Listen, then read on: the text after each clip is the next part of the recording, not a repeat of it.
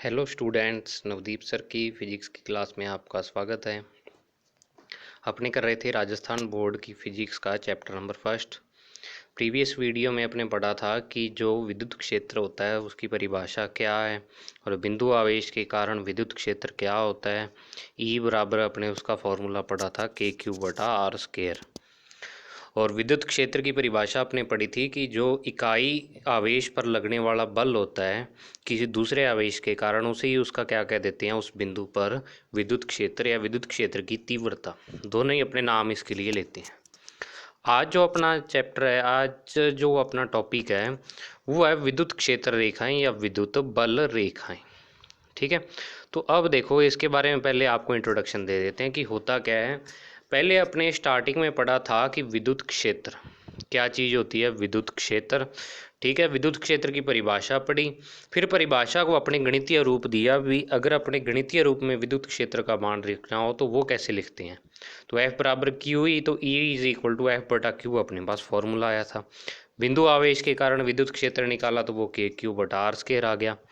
अब देखो कि विद्युत क्षेत्र के दोनों निकाल लिए, परिभाषा भी लिख ली, गणितीय रूप भी। तीसरी जो चीज़ अपने पास आती है वो आती है कि इसको दिखाने का तरीका क्या है। कि विद्युत क्षेत्र को अगर अपने को दिखाना हो, भी कोई आवेश पड़ा है और उसके कारण विद्युत क्षेत्र आपने देखना है, तो उस आवेश के कारण आप विद्युत क्षेत्र कैसे देख सकते हो, तो उसको दिखाने का जो तरीका होता है उसको अपने विद्युत क्षेत्र रेखाएं या बल रेखाएं कहते हैं। तो देखो पहला जो पॉइंट लिखा हुआ है इसमें कि विद्युत क्षेत्र के ग्राफ या निरूपण के लिए विद्युत बल रेखाओं की अवधारणा बहुत उपयोगी है। कि विद्युत क्षेत्र को अगर अपने कॉपी पर दिखाना हो या बोर्ड पर दिखाना हो, तो वो जो दिखाने का तरीका होगा, ग्राफ या निरूपण मतलब उसको दिखाना, दिखाने का जो तरीका होगा उसको ही अपने क्या कह देते हैं, विद्युत बल रेखाएं। तो अब देखो होती क्या ये विद्युत बल रेखाएं, ये काल्पनिक रेखाएं हैं, मतलब अपनी तरफ से मान के इनको खींचते हैं जो ई वेक्टर की दिशा को प्रदर्शित करती हैं। यानी कि अगर आपको ई वेक्टर क्या था, विद्युत क्षेत्र की तीव्रता या विद्युत क्षेत्र बोल देते हैं इसे, कि अगर आपको विद्युत क्षेत्र दिखाना हो तो उसको दिखाने का जो तरीका है वो क्या है, विद्युत बल रेखाओं के रूप में आप उसको क्या कर सकते हो, दिखा सकते हो। अब नेक्स्ट है कि विद्युत क्षेत्र में स्थित परीक्षण आवेश जिस स्वतंत्रता पूर्वक पथ पर गति करता है वह पथ ही क्षेत्र रेखा या बल रेखा कहलाती है। कि आपने कल पढ़ा था कि मान लो यहाँ पे एक क्यू आवेश पड़ा हुआ है, ठीक है, और अब आप इसके पास क्या लाते हो, Q0 आवेश लाते हो। Q0 आवेश को अपने पढ़ा था कि इसको क्या बोल देते हैं, परीक्षण आवेश बोल देते हैं। ठीक है, Q0 आवेश इसके पास लाए, अब इसको फ्री छोड़ दें अगर अपने, तो ये फ्री जिस पथ पर गति करेगा, कि अगर मान लो Q0 आवेश को आपने यहाँ पे लाके छोड़ दिया बिल्कुल इसके पास, एक बार तो पकड़ रखा था, बाद में आपने इस Q0 आवेश को छोड़ दिया, तो छोड़ने पर ये जिस पथ पर गति करेगा वही पथ क्या कहलाता है, बल रेखा कहलाती है। तो बल रेखा देखो कैसे होगी, कि अगर तो अपने क्या करें, जो आपने Q आवेश ले रखा है इसके पास Q0 आवेश लाएं और दोनों आवेश पॉजिटिव हों, तो ये वाला इसको प्रतिकर्षित करेगा, मतलब बाहर की ओर धकेलेगा इस Q0 आवेश को। ये वाला जो Q आवेश है ये क्या करेगा, प्रतिकर्षित करेगा। तो प्रतिकर्षित अगर करेगा तो जो उस पथ की दिशा होगी, जिस दिशा में उसको भेजेगा, वही क्या कहलाती है, पथ की क्षेत्र रेखा या बल रेखा कहलाती है। नेक्स्ट पॉइंट देखो, सारा थ्योरेटिकल पोर्शन ही है ये, इसमें मैथमेटिकल कुछ भी नहीं है। कि विद्युत क्षेत्र रेखाओं की अवधारणा सबसे पहले किसके द्वारा दी गई, माइकल फैराडे के द्वारा ये वाली अवधारणा थी वो दी गई। ठीक है, माइकल फैराडे ने सबसे पहले किसके बारे में बताया, विद्युत क्षेत्र रेखाओं के बारे में बताया। ठीक है, नेक्स्ट है कि ये विद्युत बल रेखाएं त्रिविमीय दिक् स्थान, त्रिविमीय दिक् स्थान मतलब 3 डायमेंशनल स्पेस, 3 डायमेंशनल मतलब 3D में पाई जाती हैं, परंतु इन्हें चित्र में एक विमीय रूप में प्रदर्शित किया जाता है। भी अब होता तो क्या है कि कोई आवेश आपने क्यों रख रखा है, इसके चारों ओर ये विद्युत क्षेत्र रेखाएं होंगी, ऐसे चारों ओर का मतलब 3D में चारों ओर। तो लेकिन 3D को अपने डायरेक्ट शो नहीं कर सकते, तो अपने कॉपी पर जो दिखाते हैं इसको एक ही दिशा में दिखा के प्रदर्शित करते हैं, लेकिन होती क्या है, ये तीनों दिशाओं में रेखा पाई जाती हैं सारी। तो कॉपी में जो दिखाने का तरीका वो इसका एक विमीय या 1 डायमेंशनल रूप में आप इसको दिखा सकते हैं। नेक्स्ट है कि चित्रानुसार प्लस क्यू आवेश के कारण विद्युत बल रेखाएं बाहर की ओर होती हैं, व माइनस क्यू आवेश के कारण क्या होती हैं, ये वाली रेखाएं अंदर की ओर होती हैं। अब देखो कारण क्या है इसका कि प्लस क्यू के कारण बाहर की ओर क्यों होती हैं, क्योंकि देखो अगर अपने क्या करें इस प्लस क्यू आवेश के पास कोई दूसरा परीक्षण आवेश रख दें, तो परीक्षण आवेश इकाई धनावेश होता है, तो ये वाला धनावेश इस परीक्षण आवेश को क्या करेगा, बाहर की ओर धकेलेगा। यहाँ रखा तो यहाँ बाहर की ओर धकेल देगा, इस पॉइंट पे रखा तो इस पॉइंट पे बाहर की ओर धकेल देगा, ऐसे यहाँ पे रखा तो यहाँ बाहर की ओर, मतलब उस पर प्रतिकर्षण लगाएगा और उसको बाहर की तरफ भेजेगा। मतलब परीक्षण आवेश कैसे पथ पर गति करेगा, बाहर की ओर गति करेगा। तो इससे जो अपने रेखाएं दिखाएंगे प्लस क्यू आवेश के कारण, वो कैसी दिखाएंगे, बाहर की ओर जाती हुई दिखाएंगे। और माइनस क्यू आवेश के कारण कैसी होंगी, बिल्कुल इसके विपरीत। मतलब अब रेखाएं आप अंदर की ओर दिखाओगे। अंदर की ओर क्यों, क्योंकि मान लो इस बिंदु पर आपने क्या किया, परीक्षण आवेश को रख दिया, तो परीक्षण आवेश को ये वाला नेगेटिव होता है, ये पॉजिटिव होता है परीक्षण, तो इसको क्या करेगा, अंदर की ओर आकर्षित करेगा। तो आकर्षित करेगा तो मतलब जो परीक्षण आवेश की गति होगी वो इस पथ पे होगी, और इस पथ पे जो गति होगी तो अपने इसको क्या करेंगे, अंदर की ओर दिखाएंगे। मतलब हर पॉइंट पे, चाहे आप इस पॉइंट की बात करो चाहे इस पॉइंट पे परीक्षण आवेश रखो, हर पॉइंट पे क्या करेगा, ये नेगेटिव माइनस क्यू आवेश इस परीक्षण आवेश को अपनी तरफ आकर्षित करेगा। तो इसके कारण माइनस क्यू आवेश के कारण ये रेखाएं कैसी होती हैं, अंदर की ओर होती हैं। अब नेक्स्ट है कि विद्युत बल रेखाओं के आधार पर ही हम आवेशों में आकर्षण व प्रतिकर्षण का सजीव चित्रण कर सकते हैं।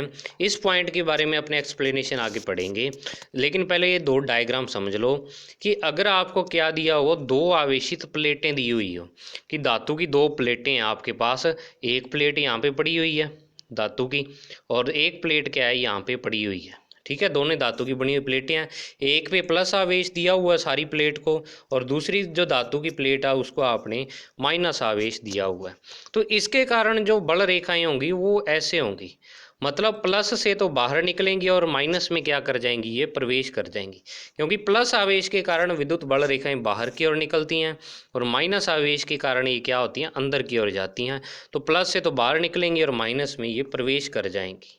और बाकी आप इसको समझ सकते हो कि अगर मैं यहाँ पे परीक्षण आवेश रखूँ, Q0 आवेश यहाँ पे पुट कर दूँ, तो Q0 आवेश किस साइड जाएगा, यहाँ ये प्लस तो इसको प्रतिकर्षित करेगा और ये वाला माइनस इसको आकर्षित, तो ये इस पथ पर गति करेगा।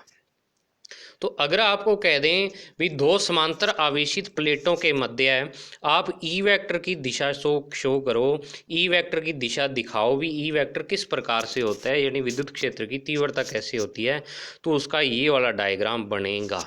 मतलब विद्युत बल रेखा दर्शाती किसको है, ई वेक्टर की दिशा को दर्शाती है। तो ई वेक्टर की दिशा जब भी आपसे पूछ ले तो वो आपको ये डायग्राम बनाना पड़ेगा। और इस प्रकार जो विद्युत क्षेत्र बनता है कि जिसमें जो बल रेखाएं हैं एक दूसरे के बिल्कुल समांतर होती हैं, इसको अपने क्या बोल देते हैं, समरूप विद्युत क्षेत्र। इसको आप नोट कर लो, इस प्रकार का जो क्षेत्र होता है इसको अपने समरूप विद्युत क्षेत्र बोलते हैं। तो आगे वाले चैप्टर्स में कई बार ये चीज़ आएगी कि अगर अपने को समरूप विद्युत क्षेत्र उत्पन्न करना हो तो क्या करेंगे।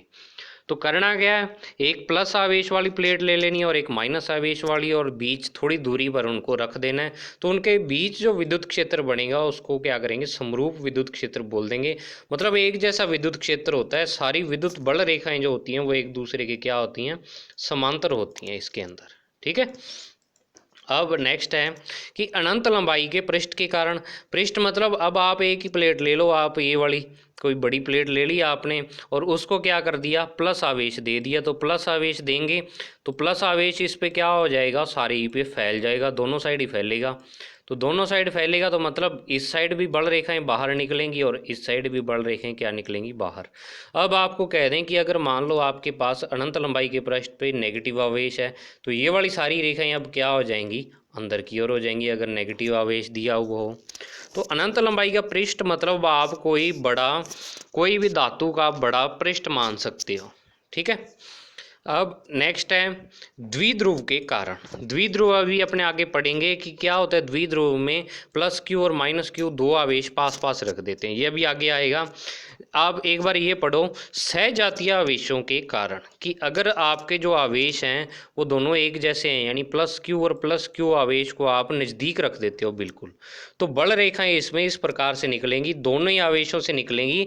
और बल रेखाएं दो समान तरह की बल रेखाएं होंगी, वो एक दूसरे को क्या करेंगी, प्रतिकर्षित करेंगी। तो बल रेखाएं एक दूसरे को प्रतिकर्षित करती हैं, तभी ये दोनों आवेश भी एक दूसरे को क्या करते हैं, प्रतिकर्षित करते हैं।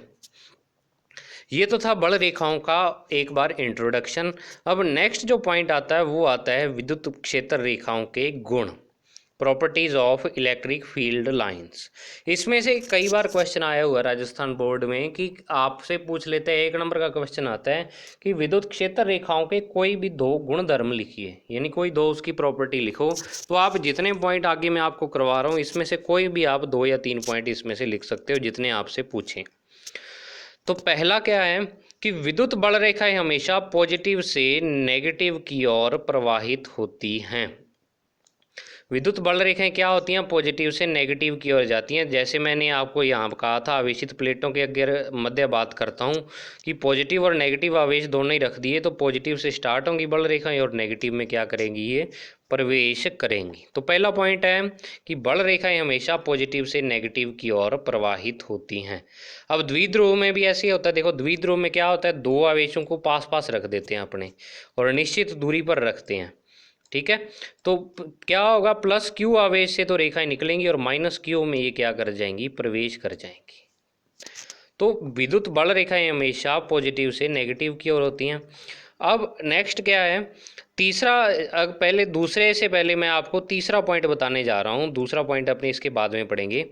तो तीसरा पॉइंट जो इसमें है कि बल रेखाओं पर खींची गई स्पर्श रेखा उस बिंदु पर ई वेक्टर की दिशा को प्रदर्शित करती है।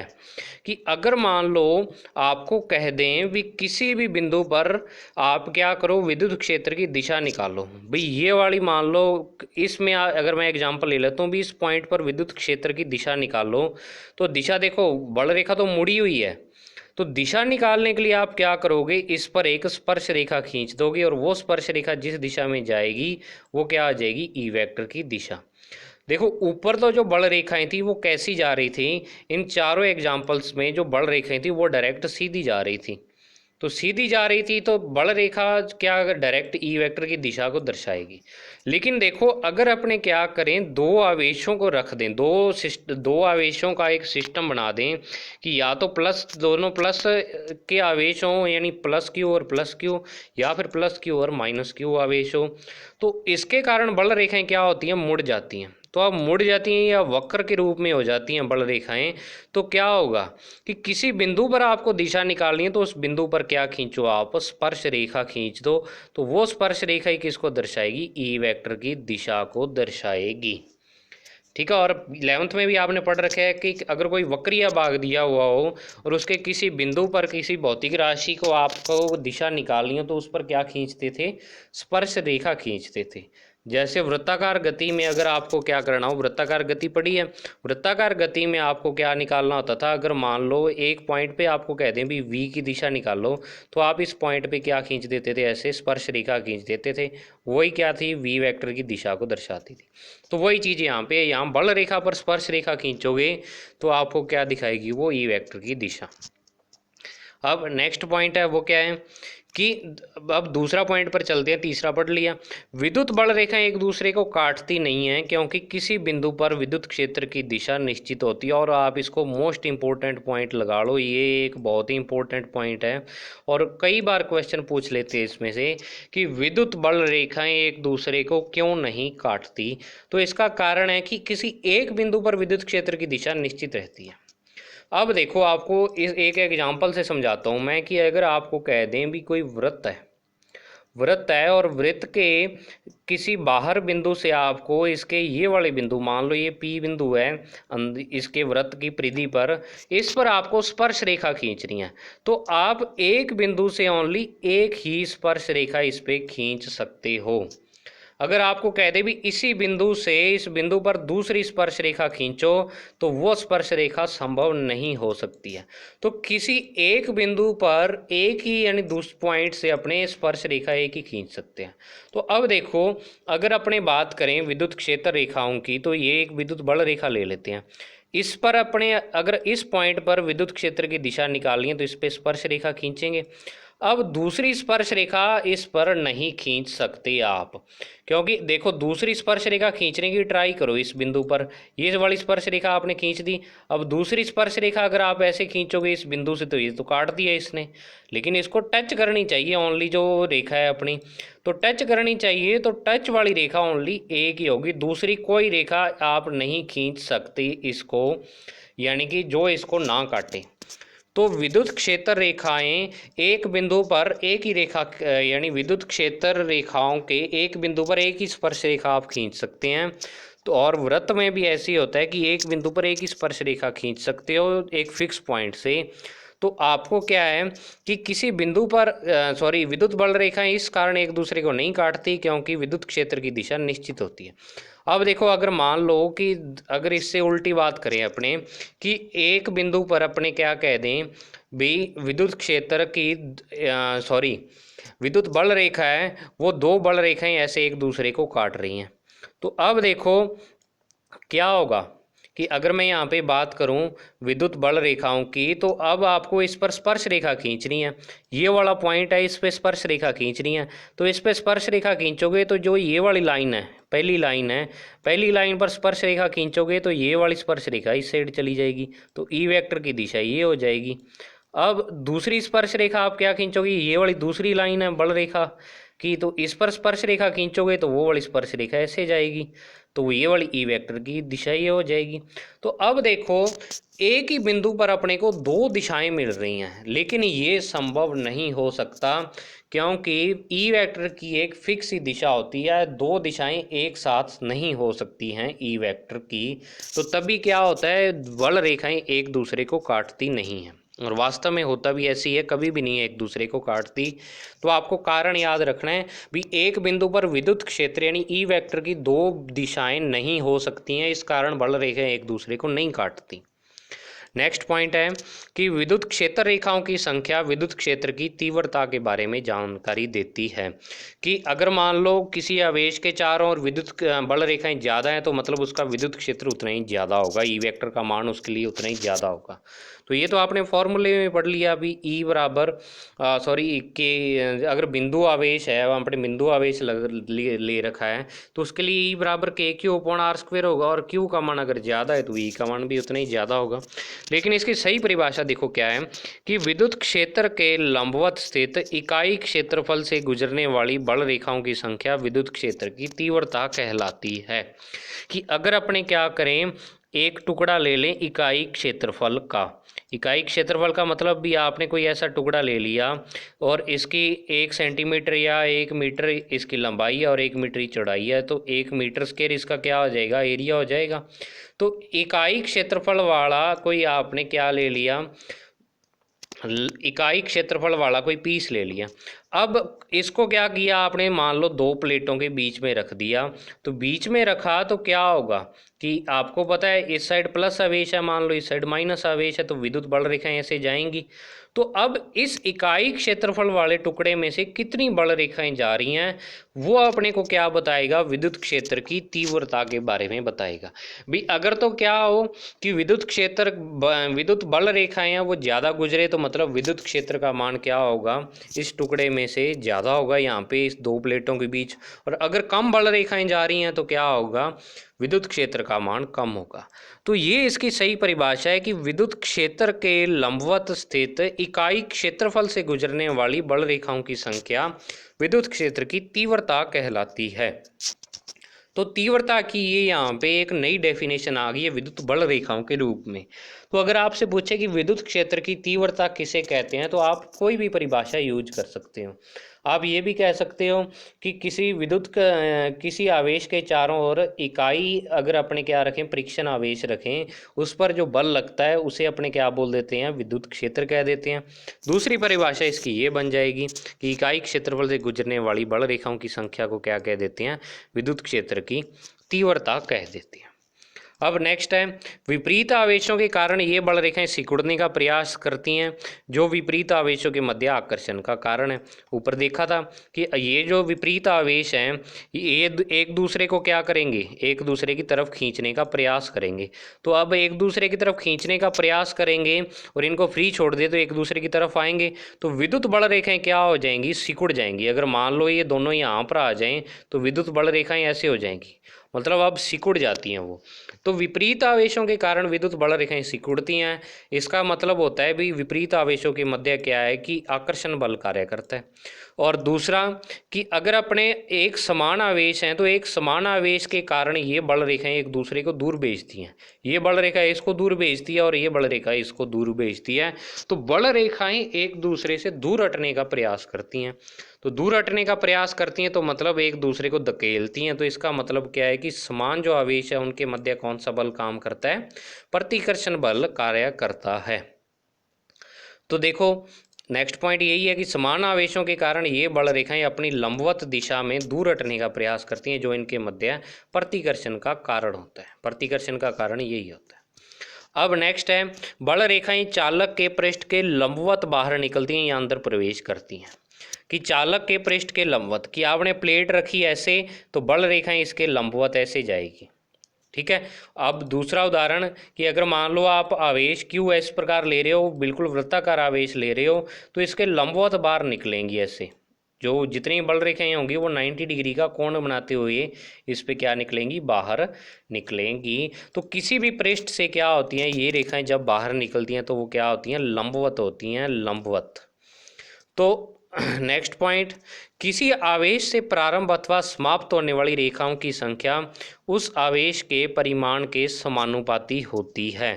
कि अगर मान लो, इस पॉइंट का अर्थ क्या है कि आपने प्लस क्यू आवेश रखा, एक प्लस क्यू आवेश तो क्या है कि आपने 2 कूलाम का आवेश रखा है, ठीक है। और दूसरा आपने आवेश रख दिया प्लस आवेश ही है ये, प्लस आवेश इसको लिखो। दूसरा जो आवेश है वो 5 कूलाम का आवेश है, एक 2 कूलाम का, एक 5 कूलाम का, दोनों प्लस हैं। तो इसमें से तो आप ऐसे मान सकते हो भी इसमें से जो रेखाएं बाहर निकलेंगी वो 2 निकलेंगी, और इसमें से जो बल रेखाएं बाहर निकलेंगी वो कितनी निकलेंगी, 5, ठीक है। 5 रेखाएं इसमें से बाहर निकलेंगी, वास्तव में नहीं, एक उदाहरण के थ्रू अपने समझ रहे हैं कि अगर आवेश छोटा है तो बल रेखाएं कम निकलेंगी, और अगर आवेश बड़ा है तो बल रेखाएं क्या निकलेंगी, उसमें से ज़्यादा निकलेंगी। तो किसी आवेश से प्रारंभ अथवा समाप्त होने वाली, समाप्त किस में होती हैं, प्रारंभ तो प्लस में होती है और समाप्त किस में होती है, नेगेटिव में, मतलब इसके अंदर जाती हैं जो बल रेखाएं होती हैं। तो चाहे तो प्लस आवेश हो चाहे नेगेटिव आवेश हो, उसमें जो बल रेखाओं की संख्या होती है वो आवेश के परिमाण के समानुपाती होती है, मतलब आवेश जितना बड़ा बल रेखाएं उतनी ही ज़्यादा होंगी। नेक्स्ट जो पॉइंट आता अपना कि विद्युत क्षेत्र रेखाएं कभी भी लूप के रूप में नहीं होती हैं, अर्थात जिस आवेश से वह रेखा निकलती है वापस उसी में प्रवेश नहीं करती, यानी कि ये बंद लूप नहीं बनाती हैं। लेकिन ऊपर तो आपने पढ़ा है कि बंद लूप बनाती हैं, ये वाली दिख रहा है अपने को भी, एक जगह से स्टार्ट होगी और दूसरी जगह से क्या होगी, एंटर होगी। तो बंद पथ बनाया इन्होंने। तो देखो इसके कहने का क्या मतलब है, लास्ट पॉइंट है जो कि विद्युत क्षेत्र रेखाएं कभी भी लूप के रूप में नहीं होती, अर्थात जिस आवेश से निकलती हैं वापस उसी में प्रवेश नहीं करती। ऐसे नहीं है भी विद्युत आवेश आपने प्लस क्यू ले रखा है, इसमें से कोई बल रेखा बाहर निकली, भाई ऐसे बाहर निकली और वापस इसी में क्या होगी, ऐसे एंटर होगी, यहाँ से बाहर निकली और वापस इसी में चली गई, ऐसा कभी भी नहीं होता। बल रेखा क्या होगी, दूसरे आवेश में प्रवेश कर सकती है कि अगर यहाँ पे कोई माइनस क्यू आवेश पड़ा है तो इससे स्टार्ट हो जाए ये बल रेखा और इसमें प्रवेश कर जाए, ये तो पॉसिबल है। लेकिन एक ही आवेश से स्टार्ट हो गया और उसी आवेश में वापस ये कभी नहीं जाती, यानी ऐसे बंद पथ नहीं बनाएंगी ये, ठीक है।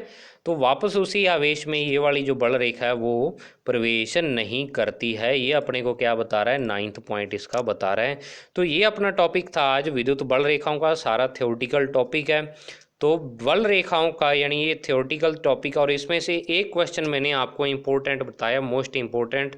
एक तो इसमें यही है कि आवेशित प्लेटों के मध्य कैसा विद्युत क्षेत्र होता है, तो समरूप विद्युत क्षेत्र इनके बीच पाया जाता है, यानी एक जैसा विद्युत क्षेत्र होता है, सारी बल रेखाएं एक दूसरे के समांतर होती हैं। और नेक्स्ट जो मैंने पॉइंट बताया कि बल रेखाएं एक दूसरे को कभी काटती नहीं है, क्योंकि किसी एक बिंदु पर विद्युत क्षेत्र की दिशा निश्चित होती है। ये दो इसमें से बहुत ही ज़्यादा इंपॉर्टेंट क्वेश्चन। और तीसरा अपने को विद्युत क्षेत्र की दिशा विद्युत क्षेत्र की एक और परिभाषा अपने को इसमें देखने को मिली। तो ये आपका आज एक ही टॉपिक अपने करेंगे, बाकी अपने कल करते हैं। तो इसको आप क्या करो, नोट्स बनाते जाओ इसके, और अगर कोई डाउट हो तो आप कमेंट बॉक्स में पूछ सकते हो। और ज़्यादा से ज़्यादा लोगों को इस वीडियो को शेयर करें ताकि ज़्यादा से ज़्यादा बेनिफिट लोग इससे ले सकें, ठीक है। और अगर आपको कोई सजेशन देना हो तो भी मुझे कमेंट बॉक्स में आप बता सकते हो। Thank you, have a nice day.